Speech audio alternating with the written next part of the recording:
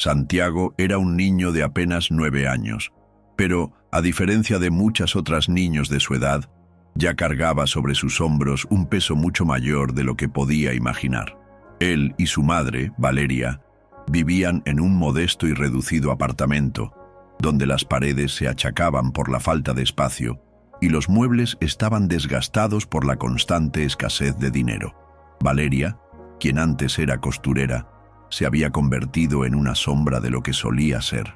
Enferma, apenas podía levantarse de la cama y la mirada cansada de Santiago era el reflejo de su propia angustiosa realidad. Cada día parecía ser una lucha por sobrevivir y la comida se volvía cada vez más escasa. El futuro, para él, no era más que un borrón de incertidumbres. La vida, para ambos, no era fácil, pero nunca había sido tan difícil como en ese momento. Esa noche, una fiebre alta dominaba el cuerpo de Valeria, y los débiles y constantes sollozos se acompañaban de gemidos que Santiago conocía muy bien. Estaba en la sala, con la mano en el pecho, escuchando el sonido apagado de su madre tratando de respirar. Su corazón se encogía y sabía que, sin atención médica, ella no resistiría. Valeria apenas podía levantarse y él sabía que la situación era grave. Sin dinero y sin amigos a quienes pedir ayuda, Santiago miró el único bien valioso que poseía, el carrito de juguete azul que su difunto padre le había regalado. Para muchos, podría parecer simplemente un juguete, pero para Santiago era el último recuerdo de alguien aminocentosis, quien amaba profundamente. Pero ahora sabía lo que tenía que hacer. No podía dejar que su madre muriera por falta de medicina. Entonces, con el carrito en las manos, salió por las calles de la ciudad, decidido a venderlo, sin importar lo difícil que fuese. No sabía exactamente cómo, pero estaba convencido de que algo tenía que cambiar. El aire frío de la noche castigaba el rostro de Santiago mientras caminaba por las calles iluminadas por farolas amarillentas. La ciudad seguía su curso como si nada estuviera pasando. Personas apresuradas seguían su camino, autos pasaban con los faros brillando, y nadie parecía notar al pequeño chico aferrado a un carrito de juguete. Santiago miraba los rostros de las personas, tratando de encontrar a alguien que pudiera ayudarlo. Su estómago rugía, pero ignoraba el hambre. Había algo mucho más urgente en su mente. Se detuvo en la acera y respiró hondo. No sabía exactamente cómo vender un juguete en la calle, pero tenía que intentarlo. Se acercó a un hombre sentado en un banco y con timidez dijo: «Señor, ¿quiere comprar mi carrito? Necesito dinero para comprar medicinas para mi madre», sosteniendo el objeto con ambas manos. El hombre lo miró brevemente, frunció el ceño y negó con la cabeza antes de volver a manipular su celular. Santiago suspiró, pero no se rindió. Se acercó a otra persona, una mujer con bolsas de compras, y repitió su oferta. Ella le dio una sonrisa triste y dijo: «Lo siento, querido», antes de continuar su camino. Cada rechazo era como una pequeña puñalada a su esperanza, pero se negaba a llorar. Tenía que seguir adelante. Durante casi una hora caminó de un lado a otro, intentando encontrar a alguien que quisiera comprar su carrito. A veces se acercaba con voz firme, otras, su tono temblaba, pero siempre era sincero. Lo que más dolía no era el rechazo en sí, sino la forma en que la gente lo miraba, como si fuera invisible o, peor aún, una molestia. Entonces, cuando vio a un hombre de traje elegante pasando apresuradamente, reunió sus últimas fuerzas y se acercó. «¿Quiere comprar mi carrito?», preguntó con voz decidida, extendiendo el juguete. El hombre, Miguel, lanzó una mirada rápida y siguió caminando indiferente. Santiago no insistió, pues ya esperaba ese tipo de respuesta. Pero antes de que Miguel desapareciera en la multitud, sus palabras cortaron el aire. «Necesito salvar a mi madre». Fue en ese instante que algo dentro de Miguel se quebró. Se detuvo, sintió un nudo en la garganta y sin entender por qué, se volvió para observar al niño. ¿Por qué aquella frase lo había afectado tan profundamente? Permaneció quieto por un momento, observando cómo Santiago continuaba su búsqueda incansable, y entonces, sin pensarlo demasiado, empezó a seguirlo. Miguel mantuvo una distancia discreta mientras seguía al niño por la acera. Algo dentro de él le molestaba profundamente. Durante años, había construido una vida basada en el trabajo duro y la ambición. La prosperidad financiera le había dado todo lo que el dinero podía comprar. Una casa lujosa, un auto importado, ropas impecables. Pero en ese momento, al observar a Santiago acercarse a desconocidos con un juguete en las manos y una mirada desesperada en el rostro, sintió una punzada de incomodidad que no sabía nombrar. Ya había visto a muchos niños pidiendo dinero en la calle, pero algo en ese chico era diferente. No era solo hambre o necesidad, era urgencia, era desesperación. Miguel no podía ignorar la sensación de que ya había visto aquello antes, en algún lugar del pasado. Entonces, el recuerdo llegó como un golpe en el pecho. Su propia madre, enferma, esperándolo en vano mientras él priorizaba reuniones y plazos inaplazables. Cuando finalmente decidió que era hora de ayudarla, ya era demasiado tarde. El arrepentimiento lo había acompañado desde entonces, pero se negaba a pensar en ello. Hasta ese momento, Santiago se detuvo frente a una farmacia y miró a través del escaparate los medicamentos organizados en 1900 en estantes impecables. No conocía los nombres ni los precios, pero sabía que estaban allí, al alcance de quien tuviera dinero. Y él no tenía nada. Su carrito azul parecía tan pequeño en sus manos. Entrecerró los ojos conteniendo las lágrimas. No podía rendirse. No ahora. Se volvió y vio a otra pareja pasar. «Por favor, compren mi carrito», dijo, levantándolo. La mujer lo miró con compasión y murmuró algo a su marido antes de alejarse sin responder. Miguel observaba todo desde el otro lado de la calle, sintiendo un nudo en el estómago. El niño no estaba mendigando, no estaba robando, estaba ofreciendo lo que tenía de más valioso para salvar a su madre. Y por primera vez en mucho tiempo, Miguel se preguntó qué estaba haciendo con su propia vida. Miró sus manos, limpias, cuidadas, que nunca habían conocido la verdadera necesidad. Y entonces, antes de que pudiera racionalizar, cruzó la calle y se acercó a Santiago. Santiago sintió una sombra acercarse y levantó la mirada. Era el hombre, de traje, el mismo que lo había ignorado minutos antes. Miguel lo miró por un momento antes de agacharse para ponerse a la misma altura. «Has dicho que necesitas salvar a tu madre», murmuró, casi como si se lo confirmara a sí mismo. Santiago asintió, sujetando el carrito con más fuerza. «Ella está muy enferma. Yo solo necesito dinero para comprar las medicinas», explicó, tratando de mantener la voz firme.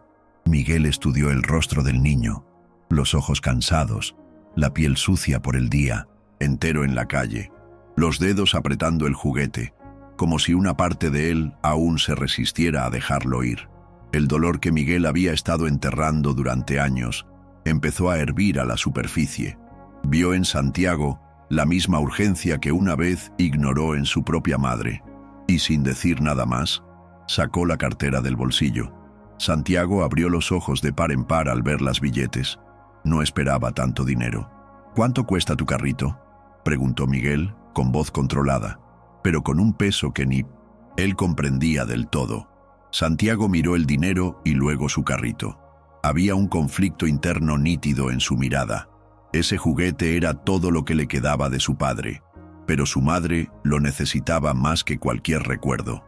Tragando saliva, extendió el carrito hacia Miguel. «Puedes llevártelo», dijo en voz baja. Miguel tomó el juguete, pero en el momento en que lo sostuvo, notó algo extraño. No podía guardarlo en el bolsillo ni simplemente dar la espalda e irse. Ese carrito representaba algo mucho mayor que un simple objeto vendido por necesidad. Era la última conexión de Santiago con la seguridad, con el amor de un padre que ya no estaba. Miguel respiró hondo, sintiendo un peso en el pecho que no podía nombrar. «Ven conmigo», dijo de repente. Santiago frunció el ceño, confundido. «¿A dónde?». Miguel respiró hondo antes de contestar. «Hasta tu madre». Algo en su tono hizo que Santiago creyera que no estaba bromeando. Por primera vez esa noche, una chispa de esperanza brilló en su mirada. Santiago siguió a Miguel por las calles sin decir palabra, aferrándose al dinero con fuerza, como si tuviera miedo de que desapareciera. Caminaron rápido, esquivando a las personas que aún llenaban las aceras. El niño sentía el corazón acelerado, una mezcla de alivio y desconfianza. No conocía a ese hombre. ¿Por qué lo estaba ayudando? La gente no solía importarse, pero ahora no era momento de cuestionar. Solo quería llegar a casa lo más rápido posible. Cuando entraron al edificio, deteriorado, el olor a moho y humedad invadió las narices de Miguel. Observó los pasillos oscuros, las paredes descascaradas, los escalones desgastados por años de abandono. Subieron hasta el pequeño apartamento y Santiago empujó la puerta con dificultad. La manija estaba suelta y Miguel se dio cuenta de que el lugar era aún más precario de lo que había imaginado. Tan pronto como entraron, el sonido de una tos rompió el silencio. Valeria estaba en la cama, el rostro pálido, los ojos cerrados, la respiración pesada e irregular. La fiebre la consumía. Santiago corrió hacia ella, arrodillándose al lado de la cama. «Mamá, lo conseguí. Conseguí dinero para las medicinas», dijo, animado, pero con voz temblorosa. Extendió las billetes, pero Valeria ni siquiera abrió los ojos. Miguel sintió un escalofrío recorrer su espalda. No era médico, pero sabía reconocer cuando alguien estaba en peligro. Si no recibía ayuda inmediata, no resistiría. Por primera vez en años, tomó una decisión sin pensar en los pros y los contras, sin calcular riesgos o consecuencias. «No hay tiempo para medicinas», dijo, con una voz más firme de lo que pretendía. Santiago lo miró asustado. «Necesita un hospital, ahora». Sin esperar permiso, Miguel se acercó y con cuidado levantó a Valeria en sus brazos. Ella estaba demasiado ligera, como si el peso de la enfermedad hubiera consumido lo poco que le quedaba. Santiago vaciló por un segundo, pero al ver a su madre tan frágil, solo asintió con la cabeza. Miguel bajó las escaleras del edificio lo más rápido que pudo, sintiendo el cuerpo frágil de Valeria en sus brazos. Santiago corría a su lado, lanzando miradas preocupadas hacia su madre. El coche de Miguel estaba estacionado en la calle, brillando bajo la luz amarillenta de las farolas, un contraste evidente con la realidad de Santiago. Sin dudarlo, Miguel abrió la puerta trasera y acomodó cuidadosamente a Valeria en el asiento. «Sube», dijo a Santiago, quien obedeció sin cuestionar. Mientras conducía por las calles iluminadas de la ciudad, Miguel sentía cómo la tensión en sus hombros aumentaba. Nunca había hecho algo así antes. Durante toda su vida había ayudado a las personas solo con cheques y donaciones a instituciones de caridad, acciones distantes, sin un involucramiento real. Ahora estaba allí, con las manos sucias, conduciendo para salvar la vida de una mujer a quien ni siquiera conocía. Miró por el retrovisor. Santiago sostenía la mano de su madre con fuerza, los ojos brillando con lágrimas contenidas. Era imposible no ver el peso del miedo en aquella mirada infantil. Al llegar al hospital privado, Miguel no perdió tiempo. Bajó del coche y llamó a un equipo médico. Las enfermeras llegaron rápidamente, trayendo una camilla. «Ella tiene fiebre alta y dificultad para respirar», informó Miguel, notando que su voz temblaba ligeramente. No sabía por qué aquello lo afectaba tanto. Mientras los médicos llevaban a Valeria al interior, Santiago intentó seguirlos, pero una enfermera lo detuvo. «Espera aquí, querido», dijo con amabilidad. El niño se quedó quieto, sin saber qué hacer. Entonces miró a Miguel. Por primera vez, Miguel vio lo pequeño que era Santiago. Había sido fuerte hasta ese momento, pero ahora, ante la incertidumbre, necesitaba a alguien. Miguel suspiró y se agachó para ponerse a su altura. «Ella va a estar bien», dijo, sin estar seguro de si era verdad. Santiago mordió sus labios y miró hacia el pasillo por donde había desaparecido su madre. «¿Y si no lo está?», preguntó en voz baja. Miguel sintió algo apretar en su pecho, pero en lugar de prometer algo que no podía garantizar, solo puso la mano en el hombro del niño. «Esperaremos juntos». Las horas en el hospital pasaron lentamente. Cada minuto parecía arrastrarse en un silencio cargado de tensión. Santiago no quitaba la vista de la puerta por donde los médicos habían llevado a su madre. Sus piernas se balanceaban nerviosamente en la silla, mientras apretaba el carrito de juguete entre sus dedos. sin saber ya si quería aferrarse a él o arrojarlo lejos. Miguel, sentado a su lado, observaba al niño sin saber exactamente qué decir. Siempre se había enorgullecido de ser un hombre práctico, alguien que encontraba soluciones en números y contratos, pero allí, frente a una niña aterrorizada ante la posibilidad de perder a la única persona que tenía, se sentía impotente. Con cada enfermera que pasaba, Santiago se ponía de pie esperando alguna noticia, solo para decepcionarse una y otra vez. Finalmente, Miguel se inclinó hacia adelante, apoyando los codos sobre las rodillas. «Cuéntame sobre tu madre», dijo, intentando distraerlo. Santiago parpadeó algunas veces, sorprendido por la pregunta. «Siempre trabajó mucho», comenzó, con voz baja. «Costuraba todo el día, incluso cuando estaba cansada. Decía que algún día tendríamos una casa de verdad, con un jardín y una cocina grande donde ella hiciera pasteles». Miguel sintió un nudo en la garganta. También había tenido una madre que soñaba con una vida mejor, que trabajaba hasta el agotamiento para darle un futuro, y él la había dejado atrás cuando tuvo la oportunidad. «Ella parece ser increíble», murmuró, y Santiago asintió. «Sí, es así. Ella siempre dice que todo va a mejorar, pero sé que en el fondo no lo creía de verdad». El niño bajó la cabeza, jugueteando distraídamente con las ruedas del carrito. «Solo quería que ella se sintiera bien. No me importa si seguimos viviendo en el viejo apartamento. Solo quiero que ella esté conmigo». El desesperado contenido de aquellas palabras golpeó a Miguel de manera inesperada. Nunca había tenido hijos. Jamás se había imaginado siendo responsable de alguien más que de sí mismo. Pero al mirar a Santiago, sintió un impulso protector que no podía ignorar. Entonces, antes de poder racionalizar lo que estaba haciendo, dijo: «Tu madre es fuerte, y ahora ella no está sola». Santiago levantó la mirada, estudiando el rostro de Miguel, como si intentara decidir si podía creer en esas palabras. Miguel mantuvo la mirada, y en ese momento, algo entre ellos cambió. El tiempo parecía no pasar, pero entonces, finalmente, un médico apareció en el pasillo, sosteniendo una tabla y usando esa expresión neutra que a primera vista no revelaba nada. Santiago se levantó de un salto, con los ojos abiertos de par en par, llenos de expectación y miedo. Miguel se puso de pie justo detrás de él, sintiendo cómo su propio pecho se oprimía. «Tu madre ya está fuera de peligro», dijo el médico, y las palabras parecieron resonar en el aire por un momento antes de cobrar sentido. Santiago parpadeó varias veces, como si quisiera asegurarse de haber oído bien. «¿Va a estar bien?», preguntó con voz entrecortada. El médico asintió. «Aún necesita recuperarse, pero llegamos a tiempo. Si hubieran demorado unas horas más, el cuadro podría haber sido muy diferente». Santiago no pudo contener el llanto. Las lágrimas corrían por su rostro delgado, pero no sollozaba, no hacía ruido. Solo dejaba que se deslizaran libremente mientras apretaba el carrito de juguete contra su pecho. Miguel, sin pensarlo, puso una mano firme sobre su hombro. «Hiciste lo correcto, Santiago», dijo en voz baja. «Tu madre está viva por tu causa». El niño asintió, aún incapaz de hablar.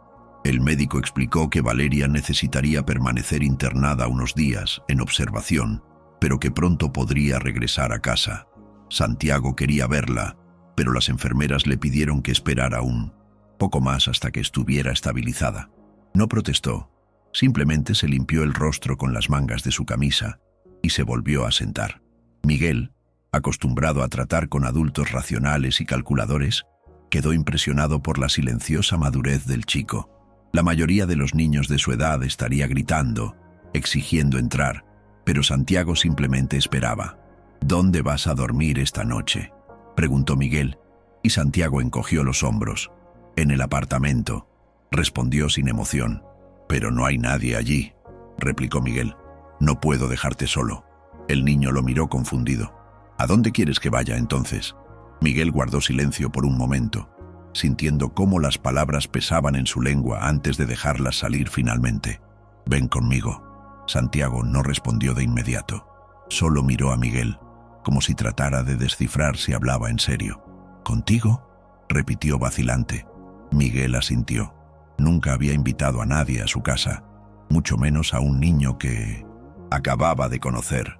Pero la idea de dejar a Santiago solo en un precario apartamento, después de todo lo sucedido, era simplemente impensable. El niño mordió su labio, claramente incómodo con la oferta, pero también sin muchas opciones. «Solo por hoy», murmuró, más para sí mismo que para Miguel. El empresario no objetó. Sabía que Santiago necesitaba tiempo para procesarlo todo. Cuando salieron del hospital y subieron al coche, Santiago se mantuvo callado, mirando por la ventana las luces de la ciudad pasar rápidamente.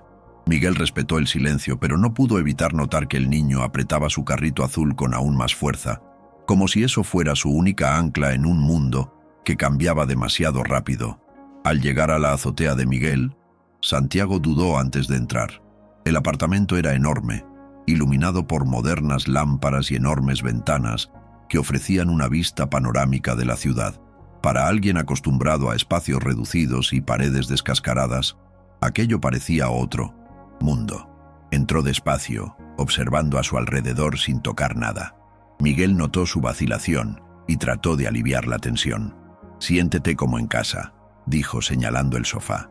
«Voy a buscar algo para que comas». Santiago asintió, pero no se movió. Parecía fuera de lugar allí, como si tuviera miedo de que cualquier movimiento alterara el equilibrio de aquel ambiente impecable. Miguel regresó de la cocina con un plato de comida sencilla: arroz, pollo y verduras. Santiago lo aceptó, pero comió despacio, como si no estuviera acostumbrado a comidas abundantes. Miguel se sentó a su lado, observándolo. Por primera vez en mucho tiempo, su casa parecía diferente, menos fría, menos vacía. Después de algunos días en el hospital, Valeria finalmente recibió el alta y el trío partió de regreso al antiguo apartamento. Al entrar en el modesto hogar, Miguel se encontró frente a la crudeza de un ambiente que albergaba décadas de silenciosas luchas. Cada rincón de aquel espacio deteriorado contaba historias de noches sin dormir y días marcados por la incertidumbre. Las paredes descascaradas y el persistente olor a moho revelaban una realidad dura, pero también llena de resiliencia. Santiago, con los ojos aún llenos de preocupación, caminaba despacio, como si cada paso pesara con el recuerdo de batallas pasadas. Miguel, quien hasta ese momento vivía en el confort de una vida organizada, sintió cómo su corazón se oprimía al darse cuenta de que el hogar de Valeria y Santiago era más que un simple refugio. Era el escenario de una existencia marcada por sacrificios y esperanzas tenues. En cada mueble roto, en cada grieta, se oía el eco de sueños pospuestos y de una lucha diaria por sobrevivir. En ese ambiente tan carente de lujos, la valentía de sus habitantes emergía de forma casi palpable, y Miguel comprendió que por precario que fuera el hogar, el amor que allí habitaba era el verdadero cimiento. Frente a ese panorama, sintió una profunda inquietud, una necesidad de cambiar el destino de aquellos a quienes ahora formaba parte. Miguel, incapaz de soportar la idea de que ese escenario de miseria y vulnerabilidad siguiera siendo el hogar definitivo para Valeria y Santiago, tomó una decisión que transformaría sus vidas para siempre.